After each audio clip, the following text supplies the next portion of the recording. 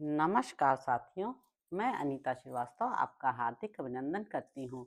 महर्षि वेदव्यास द्वारा रचित महाभारत के 15वें अध्याय में आज का प्रसंग है दुःशाला के जन्म की कथा। जन्मेजय ने पूछा, ब्राह्मण, महर्षि व्यास के प्रसाद से धृतराष्ट्र के 100 पुत्र हुए। यह बात आपने मुझे पहले ही बता दी थी, परंतु उस समय यह नहीं कहा था कि उन्हें एक कन्या भी हुई। अनग, इस समय आपने वैश्यापुत्र युयुत्सु तथा 100 पुत्रों के अतिरिक्त एक कन्या की भी चर्चा की है। अमित तेजस्वी महर्षि व्यास ने गांधार राजकुमारी को 100 पुत्र होने का वरदान दिया था। भगवान, फिर आप मुझसे यह कैसे कहते हैं कि एक कन्या भी हुई थी? यदि महर्षि ने उक्त मांसपिंड के 100 भाग किए और यदि सुबलपुत्री गांधारी ने किसी प्रकार फिर गर्भधारण या प्रसव नहीं किया, तो उस दुश्शला नाम वाली कन्या का जन्म किस प्रकार हुआ? ब्राह्मण से यह सब यथार्थ रूप से मुझे बताइए। मुझे इस विषय में बड़ा कौतूहल हो रहा है। वैशंपायन जी ने कहा, पांडव नंदन, तुमने यह बहुत अच्छा प्रश्न पूछा है। मैं तुम्हें इसका उत्तर देता हूँ। महातपस्वी भगवान व्यास ने स्वयं ही उस मांसपिंड को शीतल जल से सींचकर उसके 100 भाग किए।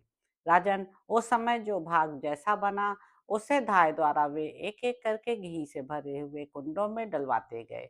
इसी बीच में पूर्ण दृढ़ता से सतीव्रत का पालन करने वाली साध्वी एवं सुंदरी गांधारी कन्या के स्नेह संबंध का विचार करके मन ही मन सोचने लगी, इसमें संदेह नहीं कि इस मांसपिंड से मेरे 100 पुत्र उत्पन्न होंगे।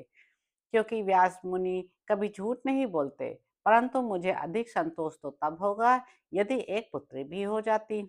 यदि 100 पुत्रों के अतिरिक्त एक छोटी कन्या हो जाएगी, तो मेरे ये पति दौहित्र के पुण्य से प्राप्त होने वाले उत्तम लोकों से भी वंचित नहीं रहेंगे। कहते हैं, स्त्रियों का दामाद में पुत्र से भी अधिक स्नेह होता है। यदि मुझे भी 100 पुत्रों के अतिरिक्त एक पुत्री प्राप्त हो जाए, तो मैं पुत्र और दौहित्र दोनों से घिरी रहकर कृतकृत्य हो जाऊं। यदि मैंने सचमुच तप, दान अथवा होम किया हो तथा गुरुजनों को सेवा द्वारा प्रसन्न कर लिया हो, तो मुझे पुत्री अवश्य प्राप्त हो। इसी बीच में मुनिश्रेष्ठ भगवान श्री कृष्ण द्वैपायन वेद व्यास ने स्वयं ही उस मांसपिंड के विभाग कर दिए और पूरे 100 अंशों की गणना करके गांधारी से कहा। व्यास जी बोले, गांधारी, मैंने तो झूठी बात नहीं कही थी। ये पूरे 100 पुत्र हैं। 100 के अतिरिक्त एक भाग और बचा है, जिससे दौहित्र का योग होगा। इस अंश से तुम्हें अपने मन के अनुरूप एक सौभाग्यशालिनी कन्या प्राप्त होगी। यूं कहकर महातपस्वी व्यास जी ने घी से भरा हुआ एक और घड़ा मंगवाया और उन तपोधन मुनि ने उस कन्या भाग को उसी में डाल दिया। भरतवंशी नरेश, इस प्रकार मैंने तुम्हें दुःशाला के जन्म का प्रसंग सुना दिया। अनग, बोलो अब पुनः और क्या कहूँ? तो इस प्रकार साथियों, आदि पर्व के अंतर्गत संभव पर्व में दुःशाला की उत्पत्ति से संबंध रखने वाला 115वां अध्याय पूरा हुआ। इसके अगले अंक में आप जानेंगे कि धृतराष्ट्र के 100 पुत्रों की नामावली। तो अब आपसे अगले अंक में मुलाकात होगी। मेरे YouTube चैनल संवाद विद अनीता को लाइक करें, शेयर करें, सब्सक्राइब करें। धन्यवाद साथियों।